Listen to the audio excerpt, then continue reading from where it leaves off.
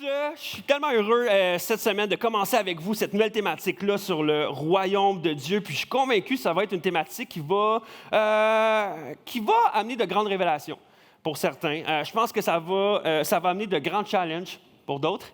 Et je pense que ça va nous amener également à prendre de grandes décisions pour notre vie ou également suite à cette thématique-là.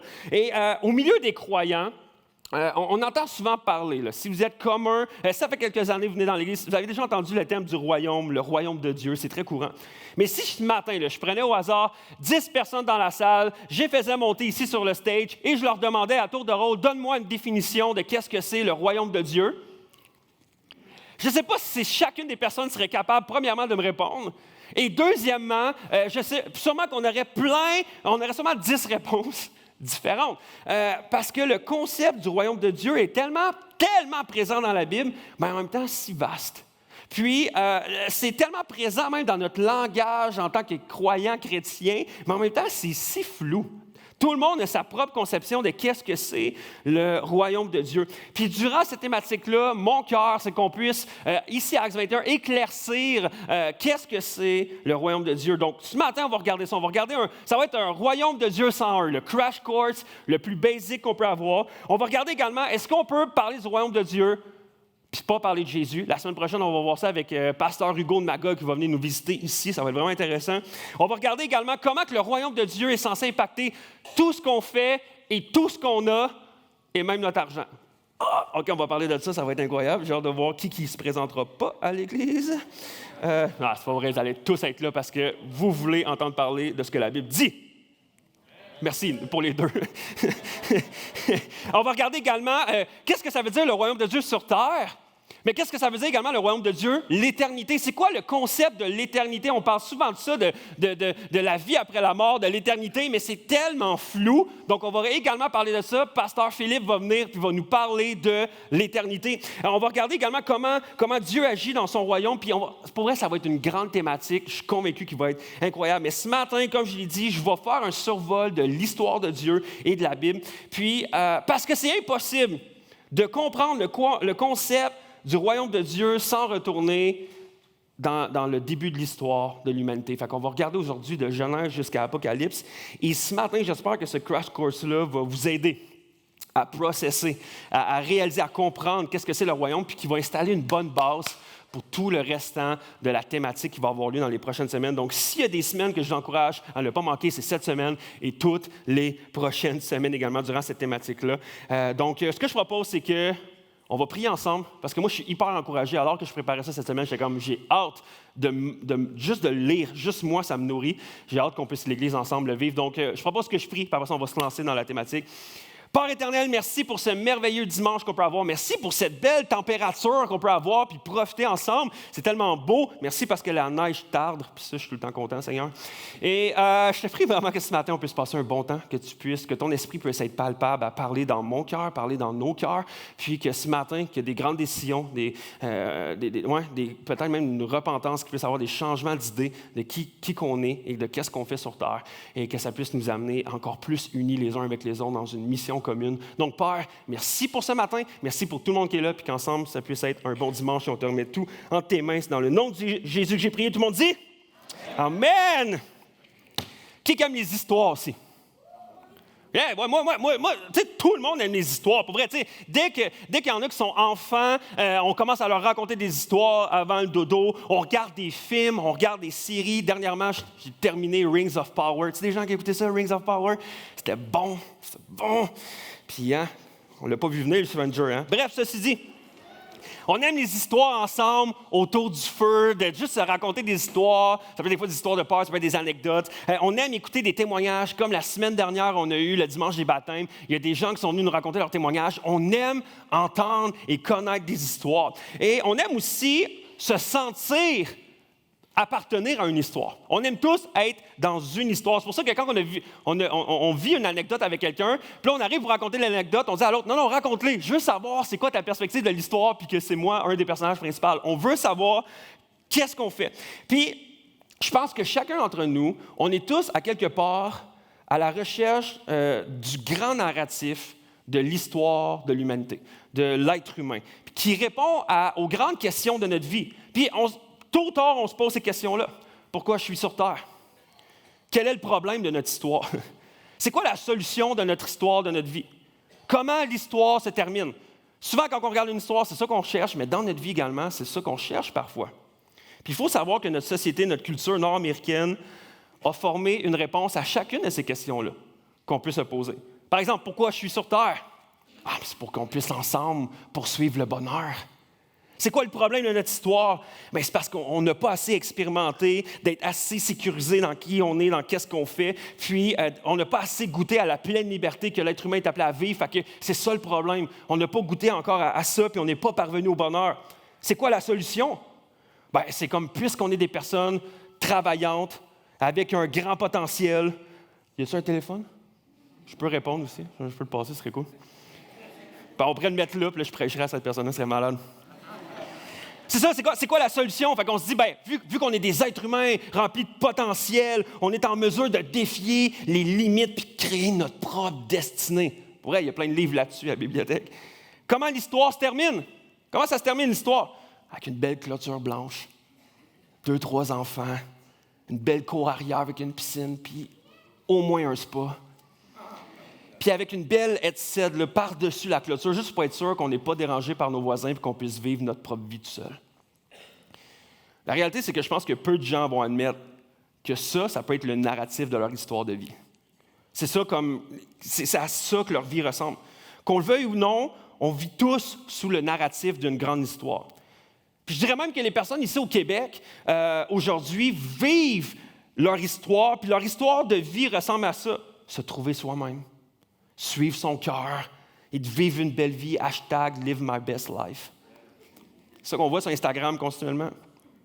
Mais voici ce que je trouve effrayant en tant que pasteur et en tant que croyant. C'est que c'est possible d'être croyant, d'avoir les croyances chrétiennes, mais de vivre sous un narratif complètement différent que celui de la vie chrétienne. Et ça m'effraie. On peut dire qu'on adhère aux croyances chrétiennes, on peut dire qu'on croit à la Bible, ce qu'elle nous enseigne, qu'on croit à ce que Jésus-Christ est Dieu, qu'on croit qu'il faut mettre notre foi en Dieu pour avoir accès à la vie éternelle. On peut s'identifier comme chrétien, aller à l'église le dimanche, avoir un groupe connexion. Et pourtant, dans notre vie quotidienne, il se peut qu'on vit selon un autre récit qui consiste à construire notre propre royaume. Puis alors que je crois que plusieurs chrétiens sont familiers avec beaucoup d'histoires qu'on retrouve dans la Bible. On connaît les histoires d'Adam et Ève, Moïse qui sépare les eaux, l'Arche de Noé, David et Goliath, Jésus qui marche sur l'eau. Je crois que parfois que peu de personnes comprennent tous les liens qu'on peut faire en ces histoires-là qui complètent la grande histoire de Dieu. Puis je pense qu'il faut savoir, pour débuter notre thématique sur le royaume, que la Bible, ce n'est pas un ramassis d'histoires qui nous enseigne une morale. Mais la Bible, c'est une grande histoire à propos de la grâce puis de l'amour de Dieu. Point final, c'est ça la Bible. Puis qu'est-ce qui est intéressant, c'est qu'au travers des 4 évangiles, l'évangile de Matthieu, Marc, Luc et Jean, on peut voir que Jésus nous parle pas un peu, mais énormément du royaume de Dieu. En fait, le royaume, c'est le sujet sur lequel Jésus a le plus parlé. Je suis convaincu que vous avez déjà entendu des prédicateurs, des pasteurs dire le sujet que Jésus a le plus parlé, c'est l'argent. Mais ce n'est pas vrai. En fait, Jésus a parlé beaucoup d'argent pour illustrer des réalités du royaume. Le sujet que Jésus a le plus parlé qu'on voit au travers de tous les évangiles, c'est le royaume de Dieu. On voit ici que 51 fois, Jésus a parlé du royaume de Dieu dans Matthieu. Dans Marc, 18 fois. Dans Luc, 40 fois. Dans le livre de Jean, 3 fois, mais c'est une globalité de tout son évangile. Lorsque Jésus a parlé du royaume de Dieu, il ne s'agissait pas à ce moment-là de parler d'une simple doctrine ou d'un enseignement, mais d'évoquer toute une grande histoire qui part dès le début des temps et qui va se terminer dans des années encore, puis on ne sait pas quand. Mais ce que je trouvais intéressant, c'est que je lisais un auteur cette semaine qui parlait, dans le fond, qui écrit un livre sur le royaume de Dieu, il s'appelle Jeremy Treat, puis il dit ceci. Le royaume de Dieu, c'est l'histoire de Dieu qui fait de sa création brisée un royaume magnifique. Cette histoire se déroule avec des rebondissements, de la tristesse et de la joie. C'est la plus grande intrigue de l'histoire de la littérature. elle atteint son apogée avec le règne de l'amour de Dieu, l'épanouissement d'un peuple et de la joie sur terre. L'histoire du royaume de Dieu devrait être le narratif de tous ceux qui se disent chrétiens. Votre narratif de vie devrait être en fonction du royaume de Dieu. Si tu dis croyant, croyante, tu dis « Hey, moi là, je crois en Jésus », ton sens de vie, sur quoi tu mises ta vie, sur quoi tu fondes ta vie, tes décisions, devraient être en fonction du royaume de Dieu. Et l'histoire du royaume de Dieu répond à toutes les questions de vie que j'ai discutées tantôt. Pourquoi je suis sur terre? Pour le projet du royaume.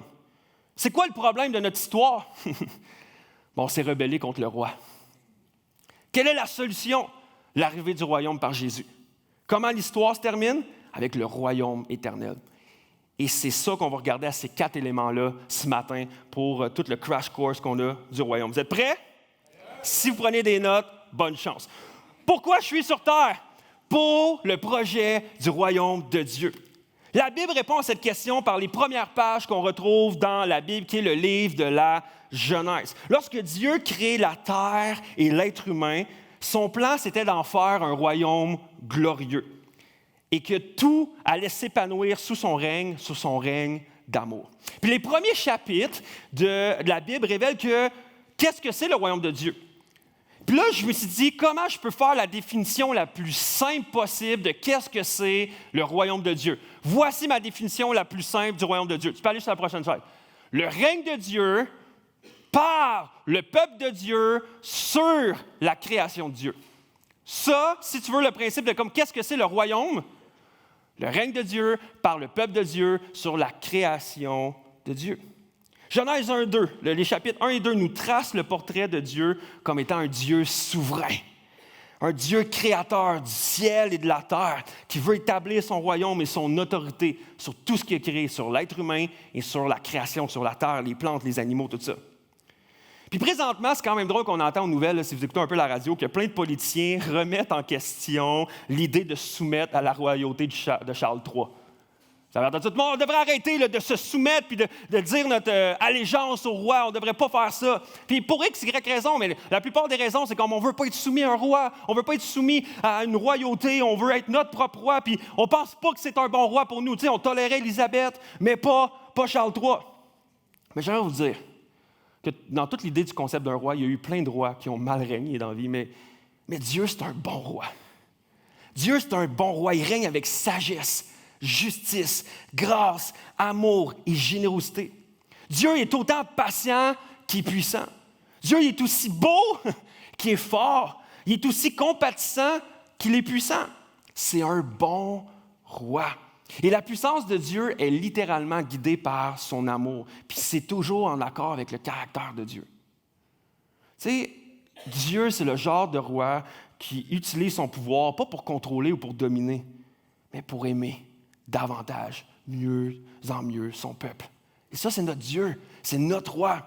Et ce qui est beau, c'est que la Bible nous raconte qu'après avoir créé la terre, Dieu s'est abaissé, il s'est agenouillé pour commencer à salir les mains dans de la terre, dans de la poussière, et qui a formé comme un potier, modèle l'argile. Et à ce moment-là, ça nous dit que Dieu a créé l'être humain. C'est quand même fou de penser qu'un Dieu s'est agenouillé dans la terre, de la poussière, pour créer l'être humain. Puis Dieu a placé l'être humain dans sa création qu'il avait faite. Les arbres, la nature, les animaux, tout ça. Puis il leur dit ceci, on voit ça dans Genèse. « Tu pourras manger les fruits de tous les arbres du jardin, mais tu ne mangeras pas le fruit de l'arbre de la connaissance du bien et du mal, car le jour où tu en mangeras, tu mourras, c'est certain. » Puis malheureusement, c'est que beaucoup de chrétiens, beaucoup de gens, beaucoup de théologiens, beaucoup de gens universitaires, peu importe, ont beaucoup mis l'emphase sur « c'est ça, hein, il a donné un règlement qu'il n'avait pas le droit de manger cet arbre-là. » Mais la réalité, c'est que Dieu avait donné le droit de manger tout le reste. Tu sais, comme Dieu avait donné accès à tous les autres fruits, tous les autres plantes, toutes les autres choses. Dieu leur avait dit « Hey, ça, là, c'est tout à vous autres. Il y a juste cet arbre-là que vous n'avez pas le droit d'en manger. » Mais la réalité, c'est qu'on a focusé là-dessus et on a fait « Pourquoi? Pourquoi il n'a pas le droit de manger celui-là? » Dieu, qui abonde en amour et en bonté, a créé un monde de délices. Ça, il faut réaliser ça. Là. Dieu a créé un monde de délices. Puis il a dit à l'être humain « Profite-en. Profite-en. » Mais l'affaire, c'est que faut comprendre que Dieu est pour la joie. Dieu est pour notre joie. Dieu, là, c'est pas un genre de monsieur grognon, là, cosmique, qui veut nous rendre la vie difficile là, pour pouvoir nous regarder souffrir. Des fois, on a cette impression-là. Les gens ont cette impression-là de Dieu. Je veux juste dire, les papilles gustatives, là, c'était le plan de Dieu. Il voulait qu'on aille ça. Puis tu le sais, la richesse de tes papilles, la journée que tu pognes la COVID, puis tu goûtes rien.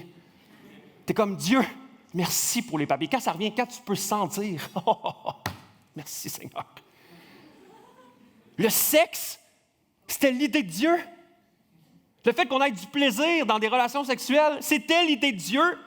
Le plaisir était l'idée de Dieu. Adam et Ève là, avaient la liberté de manger, de jouer, de se reposer, de se délecter de toute la création de Dieu. Puis à ce moment-là, il ne s'agissait pas de juste une joie. Tu sais, des fois, on pense, ah oui, c'était spirituel. Non, c'était matériel aussi. C'était pas juste spirituel, c'était matériel. Le jardin d'Éden, à ce moment-là où que l'être humain a été créé, la création de Dieu représentait la bonté du spirituel et du matériel, du personnel puis du communautaire ensemble. Puis tout ça, c'était pour notre bien, puis pour la gloire de Dieu. Puis à partir de ce moment-là, Dieu leur a donné un mandat à Adam et Ève. Dieu les bénit, puis leur dit dans Genèse 1, 28, « Reproduisez-vous, amen, devenez nombreux, remplissez la terre et soumettez-la, dominez sur les poissons de la mer, sur les oiseaux du ciel et sur tous les animaux qui se déplacent sur la terre. » Et à ce moment-là, c'est un langage royal, c'est un langage du royaume. Soumettez la terre, dominez-la. Puis les humains sont faits pour être des sous-régisseurs au nom de Dieu, des fils et des filles du roi qui représentent le règne de Dieu, bienveillant sur terre. Régner sur la terre, ça ne signifie pas comme d'abuser des ressources ou de les exploiter. Régner sur la terre, ça ne veut pas dire que nous, les chrétiens, on devrait dominer partout. Ça a été l'idée pendant un certain temps de l'Église catholique, où est-ce qu'ils pensaient qu'eux devaient être au gouvernement, eux devraient diriger, l'Église catholique devrait être à ce moment-là, puis malheureusement, ça a mal tourné. Puis aujourd'hui, on vit les conséquences encore au Québec de ce règne-là abusif que certains ont eu. Mais ce n'était pas ça le plan de Dieu. Le plan de Dieu, c'était de prendre soin de la création. C'est de prendre soin de cultiver, que nous, on soit là pour cultiver comme des bons intendants ce que Dieu a créé, puis de propager son royaume. Être des porteurs de l'image de Dieu signifiait être envoyés comme des ambassadeurs, des représentants du roi et du royaume. Mais là, il arrive un problème. Quel est le problème de l'histoire? Nous nous sommes rebellés contre le roi. Peu importe la vision du monde que tu as présentement, que tu sois croyant ou non, tu ne peux pas ouvrir ton téléphone ou ta télévision puis prétendre que le monde va bien. Tu ne peux pas faire ça, tu peux faire comme « Ah, c'est beau la vie ». Non, tu regardes ce qui se passe dans le monde, tu regardes la guerre qui se passe encore en Russie, en Ukraine, puis tu es comme « Voyons, ça va pas bien ». C'est comme si la joie puis l'épanouissement pour lesquels on a été créés, que Dieu nous a créés, a été changé par la souffrance puis des vies complètement détruites. Mais pourquoi? Qu'est-ce qui a mal tourné à ce moment-là? Et on voit ça dans Genèse 3:1 qui nous dit ceci. « Le serpent était le plus rusé de tous les animaux sauvages que l'Éternel Dieu avait fait. Il dit à la femme, « Dieu a-t-il vraiment dit, vous ne mangerez aucun des fruits des arbres du jardin? » Le serpent qui plus tard, on le sait au travers de la Bible, s'est révélé comme étant, dans l'histoire, comme étant le diable, Satan, l'ennemi redoutable de Dieu. Puis il a mis en doute le caractère de Dieu, puis il a déformé la parole que Dieu leur avait donnée. Le diable ne pouvait pas à ce moment-là forcer Adam et Ève à pécher. Son pouvoir résidait dans la tromperie, de vouloir apporter un mensonge dans la tête d'Adam et Ève. Et la tentation dans le jardin d'Éden, ne portait pas sur le fait de comme « Ah, tu as mangé un fruit, puis c'est mal de manger ce fruit-là ». C'était pas ça qui était derrière. Mais c'était de pousser Adam et Ève à être autonomes. Pourquoi être gouverné par Dieu quand on pourrait se gouverner nous-mêmes? C'était ça qui était derrière ça. Puis on va se le dire, là, c'est totalement plein de réponses qu'on entend à chaque fois qu'on parle peut-être qu'on est chrétien en notre entourage. Non, je n'ai pas besoin d'être soumis à Dieu quand j'ai juste besoin d'être soumis à moi-même, là, comme je ne veux pas dépendre d'un Dieu. Tu es comme, ah oui, c'est pour ça que le monde va vraiment mieux, parce qu'on est soumis à nous-mêmes. Non, ça ne marche pas. Mais avec une seule bouchée d'Adam et Ève dans le fruit, l'histoire de l'humanité a été changée pour toujours. Avec une seule bouchée. Puis ce qu'Adam et Ève ont fait, c'est c'est ce que la Bible appelle le péché. Beaucoup de gens associent le péché au fait que, le péché, c'est Dieu qui nous interdit de profiter des bonnes choses de la vie. On pense que c'est ça, tu sais. Puis là, si on le fait, bien là, on pêche. Puis c'est pour que Dieu puisse nous tester, pour voir qui est vraiment engagé et qui aime vraiment le Seigneur. Mais c'est pas ça. Comme on a vu, Dieu veut notre bien, Dieu veut la joie, Dieu veut notre épanouissement. Ces règles qu'il a mis, ces réglementations-là, ces commandements-là qu'il a mis, ce n'est pas pour nous interdire de nous amuser, non, c'est pour nous mettre des limites dans notre liberté. C'est-à-dire, profitez de tout ça, dans ces limites-là. C'est le meilleur pour vous.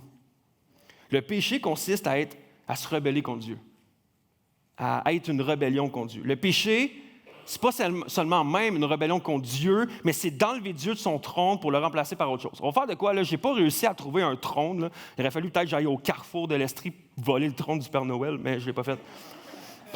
Ça aurait été pas pire, hein? Il arrive le matin, voyons. Il est où? Puis là, il arrive ici avec ça. C'est vraiment...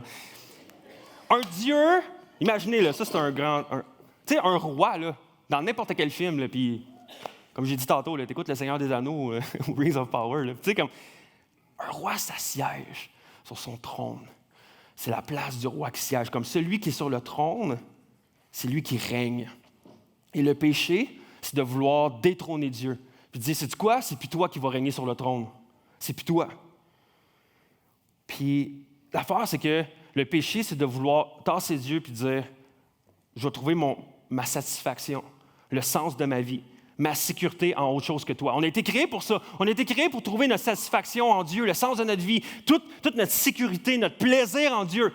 Mais là, le péché, c'est de mettre Dieu de côté puis de le remplacer par autre chose. Puis lorsqu'on recherche ailleurs, que ce soit dans l'argent, que ce soit dans la sexualité, dans l'épanouissement de la sexualité, dans la gloire, dans notre carrière, dans notre famille, dans notre couple, on peut placer notre mari ou notre femme sur le trône. C'est une déclaration qu'on est en train de dire, « Hey Dieu, on ne veut pas toi. On veut ce que tu as créé, on veut ce que tu nous donnes, mais on ne veut pas toi qui le fournis. » Et ça, c'est un péché. Puis la Bible nous appelle que lorsqu'on place autre chose sur le trône que Dieu, ça s'appelle une idole. C'est qu'on se met à adorer des idoles. Et à ce moment-là, il faut juste dire que qu'est-ce qui est sur le trône, c'est qu'est-ce qui dirige, tôt ou tard. Donc, si on place autre chose sur le trône, bien, c'est qu'est-ce qui nous dirige. On peut placer notre carrière. On met toute notre satisfaction, notre but, je vais aller à l'université, je vais aller au cégep, je vais avoir telle carrière, je vais faire tel argent. Après ça, je vais augmenter en compagnie, je vais devenir entrepreneur, je vais être autonome, je vais pouvoir faire ce que je veux, quand je veux. Puis là, on met ça autour de nous, puis on dit ça, là, si j'atteins ça, c'est qu'est-ce qui va diriger tes décisions de vie, qui va diriger comment tu gères ton couple, qui va diriger qui va diriger ta famille, qui va diriger tes choix de vie, de ce que tu achètes, ce que tu n'achètes pas. Tout va être en fonction de ta carrière. Tu vas vouloir plaire à ton employeur, tu vas vouloir être la personne la plus incroyable dans la compagnie pour essayer d'atteindre des échelons. Ça peut être autre chose, ça peut être ton apparence physique.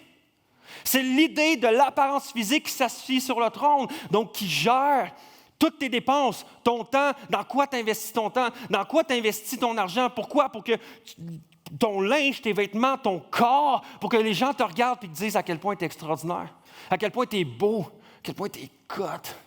À quel point tu es belle, à quel point tu es une belle femme, à quel point tu es inspirant, à quel point tu es inspirante.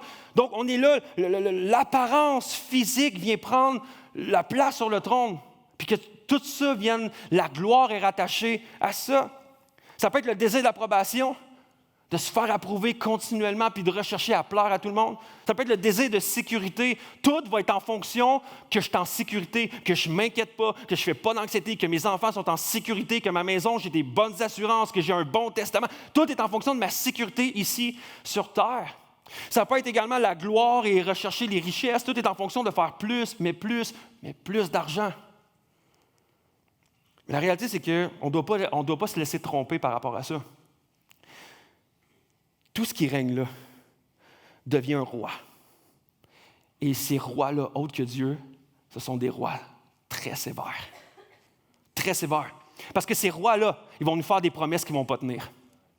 Ces rois-là, ils vont nous décevoir. Ces rois-là, ils vont nous blâmer. Puis qu'à chaque fois qu'on n'atteint pas le standard de cette royauté-là, ils vont nous faire croire que c'est nous autres le problème. C'est parce qu'on n'en fait pas assez. C'est parce qu'on n'est pas assez exceptionnel. C'est parce que tu n'es pas assez beau, tu n'es pas assez belle, tu n'es pas assez performant, tu n'es pas assez extraordinaire. Il faut que tu en fasses plus. Puis là, tout d'un coup, ce roi-là te rend esclave. Pourtant, Dieu, ça n'a jamais été ça son plan, qu'on soit esclave de lui, c'est qu'on soit ses enfants. Mais à chaque fois qu'on détrône Dieu, ce roi-là, il est vraiment sévère. Le règne de Dieu apporte la liberté, mais le règne de tout autre Dieu apporte l'esclavage. Alors que l'être humain a été créé pour vivre selon le royaume de Dieu, puis élever le nom de Dieu, le péché est entré dans notre vie. Et peut-être même qu'on a essayé de mettre nous-mêmes sur le trône. C'est moi qui prends mes propres décisions. C'est moi qui décide ce qui est bon pour moi. Et quand on parle du fruit de la connaissance du bien et du mal, mais c'est à ce moment-là que le péché est entré dans notre vie puis qu'on développe la même affaire. Moi, je vais décider qu'est-ce qui est bon. Moi, je vais décider qu'est-ce qui est mal. Moi, je vais décider qu'est-ce qui est bon pour ma vie. Moi, je vais décider qu'est-ce qui est bon pour ta vie. Puis à ce moment-là, est-ce qu'on prend les meilleures décisions? Je ne prétends pas. La réalité, c'est qu'on veut être autonome. On ne veut pas dépendre de Dieu. Puis dans le Jardin d'Éden, c'est ce qu'Adam et Ève ont choisi également. Puis c'est là qu'un royaume rival est arrivé contre celui de Dieu. Puis vous le savez, là, on a déjà vu n'importe quel film ou série de guerre. 2 royaumes ne peuvent pas subsister au même endroit. Qu'est-ce qui arrive? Une guerre. Et tôt ou tard, il y a un des 2 rois qui doit gagner. Puis à ce moment-là, Dieu, comme qui est puissant, bien, c'est lui qui a fait, OK, maintenant, ça va être, je vous exclus de ce jardin-là, je vous exclus de ce pays-là, je vous exclus de où est-ce qu'on est présentement. Vous ne pouvez pas être dans mon royaume à cause de votre rébellion. Vous voulez être autonome? Allez-y. Allez-y, mais vous ne pouvez pas subsister dans mon royaume. Et à ce moment-là, le monde entier a vécu la malédiction. Le péché a entré sur la terre. Mais là, à ce moment-là, le problème, c'est ça, mais c'est quoi la solution? Ça, c'est le fun. L'arrivée du royaume par Jésus.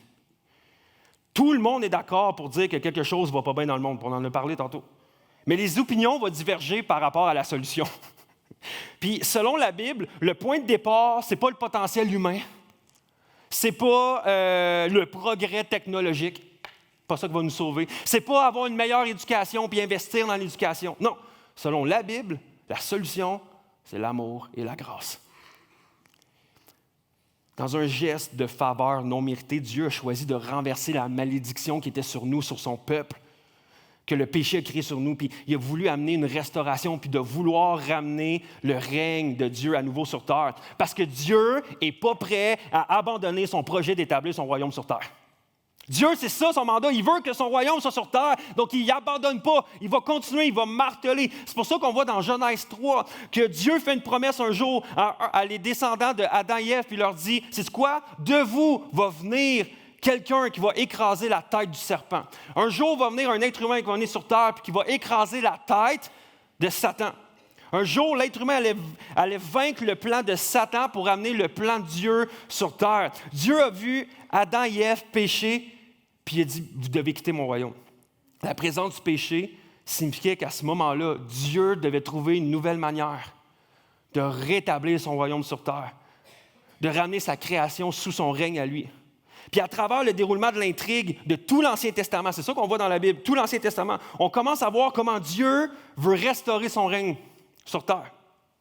Puis un des moments charnières, puis là j'en ai pris un parmi tout, un des moments charnières de l'histoire, et j'espère là, que si c'est nouveau pour vous, j'espère que vous allez réussir à me suivre.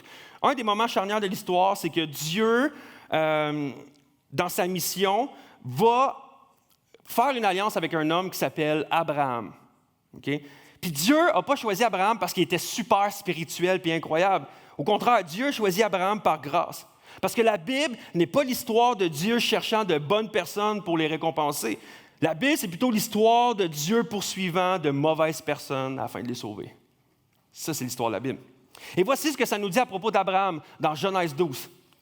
L'Éternel dit à Abraham, « Quitte ton pays, ta patrie, ta famille, et va dans le pays que je te montrerai. Je ferai de toi une grande nation. Je te bénirai, je rendrai ton nom grand et tu seras une source de bénédiction. Je bénirai ceux qui te béniront et je maudirai ceux qui te maudiront. Et toutes les familles de la terre seront bénies en toi. » Dieu veut rétablir son règne.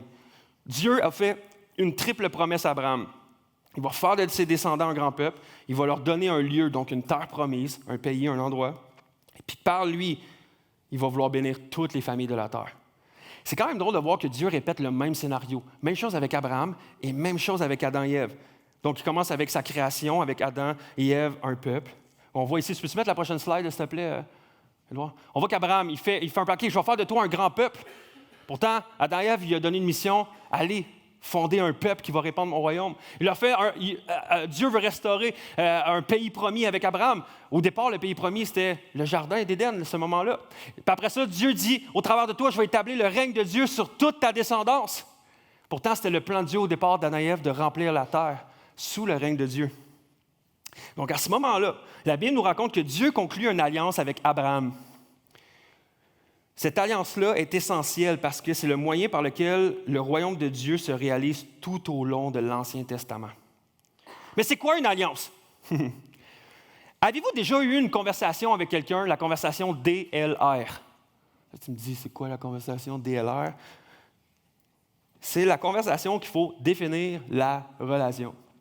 Tu sais, quand tu commences à flirter avec quelqu'un, puis là, tu commences à... Tu es là, puis tu es là, puis c'est le moment où tu passes de « salut, on se connaît » à « on est-tu quelque chose, nous deux? » Tu sais, c'est un moment là, où à un moment donné, tu te dis « hey, il faudrait qu'on jase. » Tu sais, ce moment-là, puis là, tu fais comme « là, est-ce que nos moments, c'est des dates où on fait juste chiller ensemble? Est-ce qu'on se fréquente ou on est juste des amis? Est-ce qu'on s'appelle chum blonde ou juste des fréquentations? On parle-tu de mariage ou on ne parle pas de mariage à ce moment-là? Et on a cette tâche-là, la DLR, définir la relation. Et quand Dieu initie une alliance avec quelqu'un, il y a un DLR avec son peuple. Il définit la relation. Et une alliance, c'est un accord basé sur des vœux mutuels qui crée en fait les bonnes bases de cette relation-là, comme un mariage. Quand on parle d'un mariage, on parle d'alliance. On définit la relation. Dieu parle d'alliance également avec son peuple. Et Abraham obtient la promesse de Dieu. Il commence sa famille, il part avec sa famille, vient un peuple aussi nombreux que les grains de sable de la mer, comme Dieu y avait promis. Et ce peuple-là est connu sous le nom du peuple d'Israël. Donc, à ce moment-là, je pense que tout le monde a déjà entendu parler du peuple d'Israël, qui encore aujourd'hui est reconnu sous le nom des Juifs, qui est le peuple élu de Dieu. Et le plan de Dieu reste le même. Il veut qu'au travers son peuple, le peuple d'Israël, que son royaume s'agrandisse et que le plus de gens possible entendent parler de Dieu et de à quel point il est extraordinaire. Sauf qu'à un moment donné, le peuple s'est trouvé au mauvais endroit. Il s'est trouvé en esclavage en Égypte. Donc, au travers de Moïse, Dieu rachète son peuple de l'esclavage pour aller l'amener vers le pays qu'il avait promis. Bon, c'était supposé d'être un court voyage qui a duré finalement 40 ans. Mais, à ce moment-là, le peuple de Dieu finit par entrer dans la terre promise que Dieu leur avait donnée, sous un nouveau dirigeant, qui n'était plus Moïse, qui était Josué. Et après ça, ils se sont installés dans le pays promis, sous le règne de Saül, après ça David, après ça le roi Salomon. Et là, si je te parle là, pas de problème. Mais si tu lis l'histoire de tout l'Ancien Testament, tu vas voir toute cette histoire-là. Mais bien qu'à ce moment-là, Israël se soit multiplié, soit devenu un grand peuple, vraiment puissant, puis qu'il soit allé dans la terre promise, puis qu'il y ait maintenant un roi qui a été nommé par Dieu, qui dirige le peuple, la racine du problème n'était pas réglée. Le péché et la rébellion de l'homme contre Dieu demeurent tout le temps. Et c'est là qu'on voit, si vous lisez même le livre des juges dans l'Ancien Testament, tu vois que c'est des juges chez eux qui régnaient sur le peuple. Puis à chaque fois, tu as un bon juge, un mauvais juge, un bon juge, un mauvais juge. Puis à chaque fois, ça ne marche pas. C'est comme, OK, on restaure, ça va bien. On retourne vers le royaume de Dieu, puis après ça, la prochaine génération scrape tout. Parce que pourquoi? Parce qu'ils veulent être autonomes. Je veux que ce royaume-là ne soit pas à propos du nom de Dieu. Je veux que ce royaume-là soit à propos de mon nom. Le plan de Dieu se heurtait toujours, sans cesse, à des cœurs endurcis par le péché. Et tout comme Adam et Ève ont péché contre Dieu, puis ont été bannis d'Éden, Israël a choisi sa propre voie, puis ont été exilés de la terre que Dieu leur avait donnée. Donc, on se retrouve toujours avec le même problème. Et maintenant, j'inviterai les musiciens à venir me rejoindre, je vais terminer avec ça. Dans la plupart des récits culturels qu'on entend autour de nous, c'est comme si le problème se situe à l'extérieur et je suis la réponse. C'est comme, je sais pas, tu écoutes un film de Marvel, je sais pas, il y a un méchant, puis là, la réponse, c'est Spider-Man. Il y a un problème de conflit entre deux pays, nous sommes, les autres pays, la solution pour essayer de régler ce conflit-là. Il y a un problème avec un gouvernement, OK, ça va prendre un autre gouvernement avec le même type d'humain pour régler la situation. Mais dans l'histoire de la Bible, ça nous dit que nous sommes le problème et qu'on ne peut pas régler notre propre problème. Que Jésus est la réponse. Jésus est la solution à notre problème. Mais Jésus, c'est pas comme un super-héros, là, t'as comme Spider-Man, Hulk, Thor, Jésus. Non, ça ne marche pas. Jésus, c'est le roi des rois. C'est le sauveur que Israël attendait, qui allait accomplir toutes les promesses. Un peuple enfin réconcilié, un endroit où ils vont pouvoir régner et de propager le royaume de Dieu. Les mêmes choses que Dieu a voulu dès le départ. Un peuple, un endroit, puis l'épanouissement du royaume de Dieu. Puis lorsque Jésus est arrivé sur la scène, il n'a pas seulement proclamé le royaume de Dieu avec sa bouche, il l'a incarné. Mais la vie que Jésus a menée sur terre, qui était une vie parfaite, ce n'était pas suffisant pour le royaume de Dieu. Jésus est venu sur terre pas pour seulement nous montrer l'exemple. Comme l'exemple, de démontrer l'exemple, ne suffisait pas pour chacun d'entre nous pour nous enlever, nous sauver de l'esclavage du péché sur notre vie, là. On avait besoin d'un sauveur. On avait besoin d'un roi qui mène une vie juste et qui a le pouvoir de racheter nos vies qui nous sont injustes. Puis c'est ce que Jésus a vécu sur la croix. Jésus a vécu la mort, puis il est ressuscité. La croix, lorsqu'on voit le moment où Jésus est crucifié à la croix, ça, ce moment-là, c'est le trône de Jésus, où il règne dans l'amour puis le don de soi pour chacun d'entre nous. Moi, j'ai aimé ça ici. L'essence du péché, c'est notre tentative de prendre la place de Dieu sur le trône. L'essence de la vie éternelle, c'est Dieu qui prend notre place sur la croix. À cause de notre rébellion, on méritait de nous mourir à la croix. Mais Dieu a envoyé son Fils vivre une vie complètement juste, au contraire de nous, et de mourir à notre place. Puis ça nous dit que non seulement Jésus est mort, mais il est ressuscité. Lorsque Jésus est sorti du tombeau, il a déclaré publiquement que rien ne pouvait empêcher le règne de Dieu de se propager sur la terre, pas même la mort. C'est quand même fou, là. Jésus a vaincu, non seulement comme, il n'a pas succombé à tous les péchés, il a vaincu la mort. Lorsqu'on accepte Jésus comme sauveur, lorsqu'on place notre foi en lui, lorsqu'on choisit même de se faire baptiser comme certains l'ont fait la semaine dernière, on ne dit pas seulement oui à la vie éternelle puis à avoir une communion avec Dieu puis l'Église, on accepte de proclamer, de propager le royaume de Dieu sur terre. C'est ça qu'on choisit de faire. Être chrétien, là, c'est pas seulement de croire que Jésus est mort à ma place, c'est d'être en mission pour établir le royaume de Dieu sur terre, de revenir au plan de Dieu qu'il avait prévu depuis la Genèse. De dire, je veux que mon règne vienne sur terre, puis vous le gâchez tout le temps. Puis il a fallu que je le restaure jusqu'à Jésus. C'est pourquoi qu'après que Jésus soit ressuscité, et au moment qu'il est allé rejoindre son Père au ciel, ça nous dit que Jésus est ressuscité, puis après ça, il est allé rejoindre son Père au ciel. Jésus a choisi d'envoyer son Saint-Esprit. Pourquoi? Pour nous faire du bien? Pour nous donner des frissons? Non! Jésus a envoyé son Saint-Esprit pour nous équiper pour la mission. Jésus a dit à ses disciples, vous allez recevoir le Saint-Esprit, mais attendez, partez pas tout de suite en mission, allez pas tout de suite propager le royaume de Dieu, allez pas tout de suite témoigner de tout ce qui s'est passé, attendez de recevoir le Saint-Esprit. À ce moment-là, vous allez être mes témoins dans Jérusalem, la Judée, dans toute la Samarie, jusqu'aux extrémités de la terre. Mais pour faire ça, on avait besoin du Saint-Esprit. Et le plan de Dieu pour élargir son royaume sur terre, encore aujourd'hui en 2022, c'est quoi? C'est l'Église. C'est nous. Nous sommes le plan de Dieu pour établir le royaume de Dieu sur terre. L'Église, c'est le signe puis l'avant-goût. Tu sais, quand tu goûtes à quelque chose, là.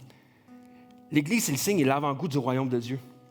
En fait, on fait avancer l'objectif du royaume de Dieu sur terre, puis on donne à tout le monde autour de nous un avant-goût de ce qu'on va goûter au ciel avec Dieu. C'est ça qu'on est appelé à faire en tant qu'Église. Dieu fait progresser son royaume par l'intermédiaire de l'Église. Alors que chacun de nous, on se conforme jour après jour après jour à mettre nos vies en règle et à ressembler davantage à Jésus. On est en train d'établir le royaume de Dieu sur terre. Dieu fait progresser son royaume par nous. Si le royaume de Dieu ne se propage pas, à ce moment-là, c'est que l'Église ne fait pas son travail. On est appelé à propager le royaume de Dieu. Puis, ça nous dit un jour que c'est quoi la fin de l'histoire? Ça nous dit un jour que l'histoire va connaître son apogée. Ça va se résoudre, tout ça. Ça nous dit qu'un jour, puis on va en parler plus tard dans la thématique sûrement avec Philippe, mais Jésus va revenir. Ça nous dit qu'un jour, Jésus va revenir. Puis je ne vais pas entrer dans tous les détails, mais il va revenir en tant que roi. Puis il va renouveler toutes choses. Il va nous débarrasser du monde entier du mal, puis il va réconcilier son peuple. Il va réconcilier tout le monde ensemble, sa création. Puis le chapitre final là, de l'histoire, là, c'est là que ça se conclut. Là.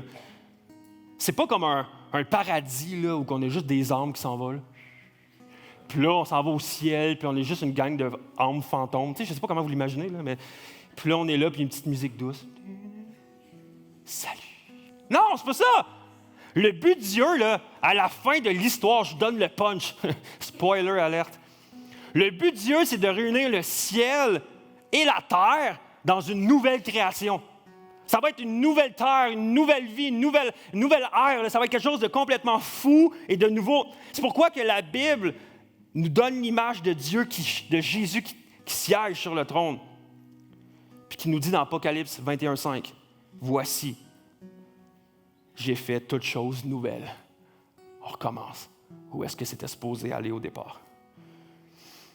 Pour terminer, j'aimerais ça que vous invitez à vous lever ensemble. Est-ce qu'on peut se lever? On va terminer avec...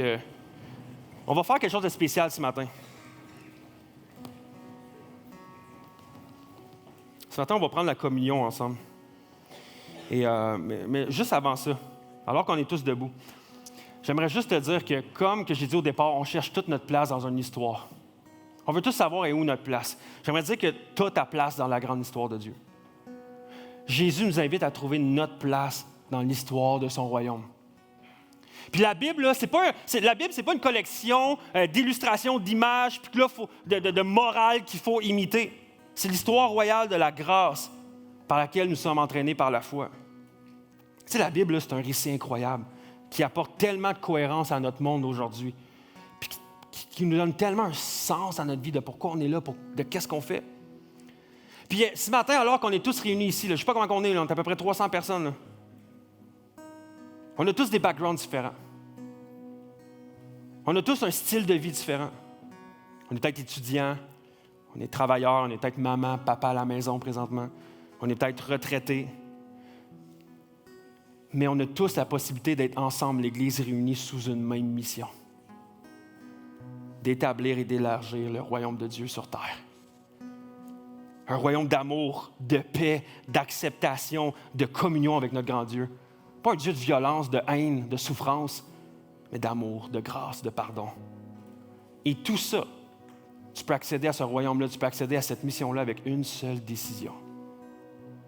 Une seule décision. C'est la décision de mettre ta foi en Dieu, de te joindre à cette cause-là, de dire « Hey, c'est quoi, moi je veux me joindre à cette cause-là. » Si c'est toi ce matin, tu n'as jamais eu la chance de mettre ta foi en Dieu. Tu n'as jamais eu la chance de dire « Hey, c'est quoi, Jésus? Je crois que tu as existé. Je crois que tu es venu sur terre. Je crois que tu es mort pour mes péchés. Oui, je crois en Dieu. Je crois que Dieu a envoyé son Fils unique. Puis oui, je crois que moi, je veux dire oui à cette mission-là. Oui, je veux dire oui de comme moi, je vais m'enlever du trône pour laisser Dieu siéger et moi laisser Dieu gouverner sur ma vie. » Si c'est toi ce matin, tu n'as jamais eu cette chance-là de dire « Oui, Dieu, j'accepte ce que tu as fait pour moi, puis oui, Dieu, je veux te suivre. » Si c'est toi, j'aimerais pouvoir ce matin prier avec toi. J'aimerais prier pour toi, mais j'aimerais prier avec toi. Et l'Église ensemble, tous ceux qui ont déjà dit oui, aimeraient prier pour toi et avec toi. Si c'est toi ce matin, j'aimerais prier. Et si c'est toi, tu dis, moi j'aimerais ça qu'on prie pour moi, puis moi je veux dire oui, je réalise ce plan-là, Dieu, je réalise le plan du royaume, je réalise toute cette chose-là, et ça fait du sens, puis moi je veux donner ma vie à Dieu. Si c'est toi ce matin, peu importe à l'endroit que tu es assis, tu es debout présentement, lève ta main, je veux prier pour toi. Ça peut être gênant, mais lève ta main, je vais prier pour toi. Je suis convaincu, oui je vois une main ici, oui je vois une main à l'arrière, oui je vois une main en avant. Yes! Oui, je vois une main là-bas. Wow! Wow! Ça, c'est la plus belle décision que vous pouvez prendre dans votre vie.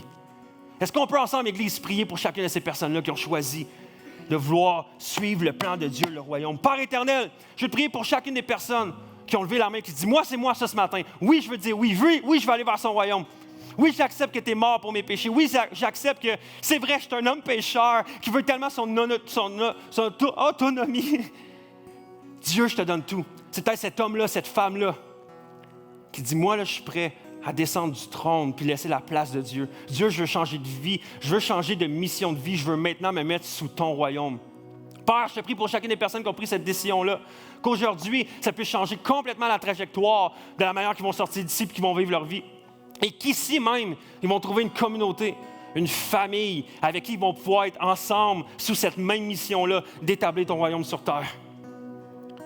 Père, je te remercie pour qui tu es, pour toi qui sauve encore des vies, qui parle encore à des cœurs, et qu'aujourd'hui, ensemble, on puisse célébrer qu'il y a un party au ciel parce qu'il y a encore des gens aujourd'hui qui décident de pouvoir donner leur vie à toi et de suivre ton royaume. Et Père, on veut te remettre tout ça en tes mains dans le nom puissant de Jésus. Amen. Est-ce qu'on peut juste remercier notre Dieu qui est incroyable?